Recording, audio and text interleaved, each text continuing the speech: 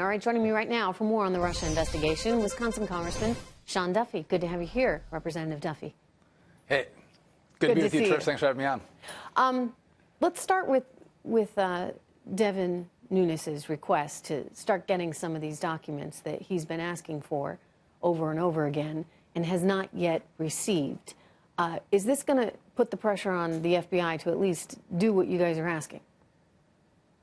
So first of all, you have to ask the question, why, Trish? The request went in 4 months ago. The FBI has slow-walked and stonewalled Devin Nunes on the Intelligence Committee. I think they're not turning this information over because they have something to hide. This information, if they give it to the Congress, is going to embarrass the FBI with regard to the dossier and whether they paid for it and what the dossier was used for with regard to the Trump investigation. That aside, the Congress is so frustrated with the FBI and the DOJ not providing us information that I think you'll see a lot of members of Congress willing to hold the leadership in contempt if they do not provide this information to us. And this is a tactic that the administration used, especially under Barack Obama. I had an investigative committee on financial services, and they slow walk you. They don't have it. They provide you information that's not relevant to your request. This is the game they play. But as the People's how do you House, retaliate? we have a right to know, it? to do oversight over these folks. Well, we can hold them in contempt.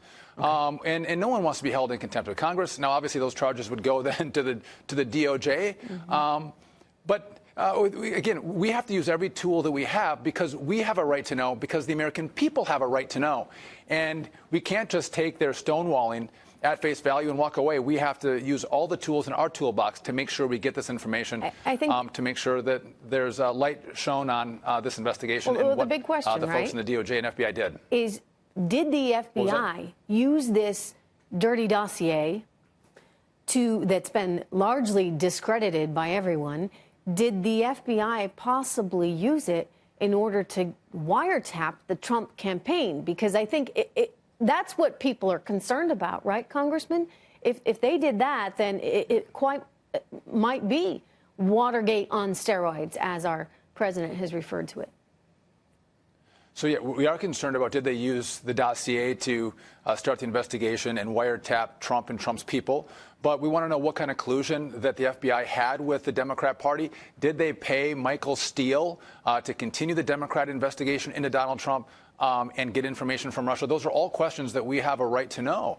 In the end, I think we'll get this information. But the question becomes, with kind of the scandal overshadowing the DOJ and the FBI, you'd think they'd want to clear their name. And the way you clear your name is you provide the information, you provide the evidence that's been requested. But if you stonewall us, it makes us and the American people believe you're hiding something, and it goes to the worst common denominator, which is you used this dirty dossier to go after a president-elect and now a sitting president, and it's a Democrat document.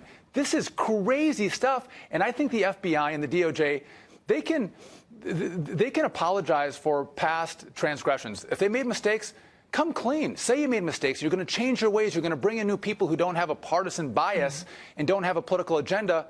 Come clean and let the American people see it, and let's start anew. Let's start fresh. But you can't start fresh until you acknowledge the bad acts that happened with regard to this investigation. You know, I spoke to the famed law professor from Harvard, Alan Dershowitz, last night, and one of the points he made was that he's so upset with the whole investigation, the special prosecutor to begin with.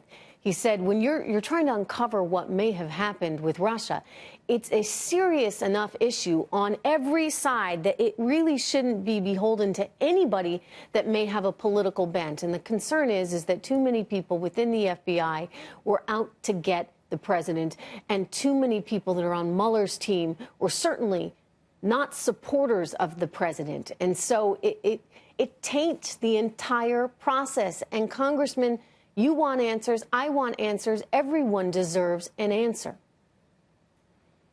I totally agree with you. And if you look at Bob Mueller, I think a lot of people have a lot of respect for him. He's been an honorable and credible head of the FBI and a federal prosecutor. But when you bring in a majority of your folks into your into your investigative team who are Democrat donors, and you have someone like Peter Strzok, who we see these tweets where he was looking at an insurance policy should Donald Trump win. and Mr. Weissman, who goes to the Hillary Clinton inauguration.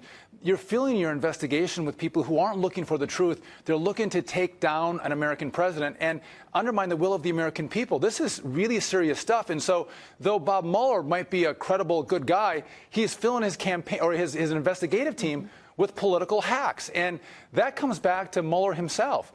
And so, and by the way, when we had information about Peter Strzok and why he was... Finish your thought, and I'll ask the question after. What he should first do is clean house. Bring in nonpartisan, non-biased investigators and prosecutors so you can have a fair investigation. But when we asked why was Peter Strzok let go from the investigative team, he wouldn't tell us. Again, stonewalling Congress and the American people. Come clean and say, listen, I had a guy who was on my team who seemed to have a political agenda, so I let him go. I'm going to tell the Congress and the oversight committees why I'm letting him go. Be forthright. Stop hiding things from the American people, because it just casts a cloud over the whole investigation. And I'm not one who's calling for Mueller to step aside or this investigation to go away. Okay. But I do think he can do a lot more work to make sure he cleans it out and puts more faith in this investigation. That was going to be my question. Did you think that he needs to step aside? Because a lot of people, a lot of your colleagues are calling for him to step down. They don't think that this is being run the way it should be. Well, we don't have really a lot of insight into how the investigation is being done. We're not behind closed doors. All we can see is the people who are on the team.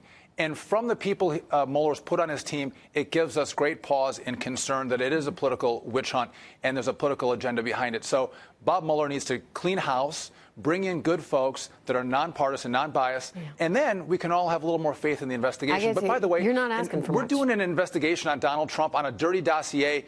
This Washington, FBI and DOJ, they leak like a sieve. We would have information about any collusion between Donald Trump and Russia. It would be leaked out by now. There'd be a story about it. You'd think. After a year, yeah, absolutely. Especially when, hey, you had the former head of the FBI leaking himself. Yes, you would think somebody would get that out there, Congressman.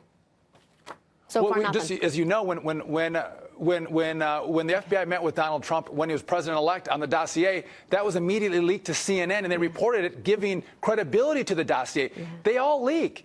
And there's been nothing to show that Donald Trump has colluded with the Russians. It's a very and I think it would be out by now. I think. Very good point. I think we're going. I got to move on to North Korea, but it's wonderful to see you, Congressman.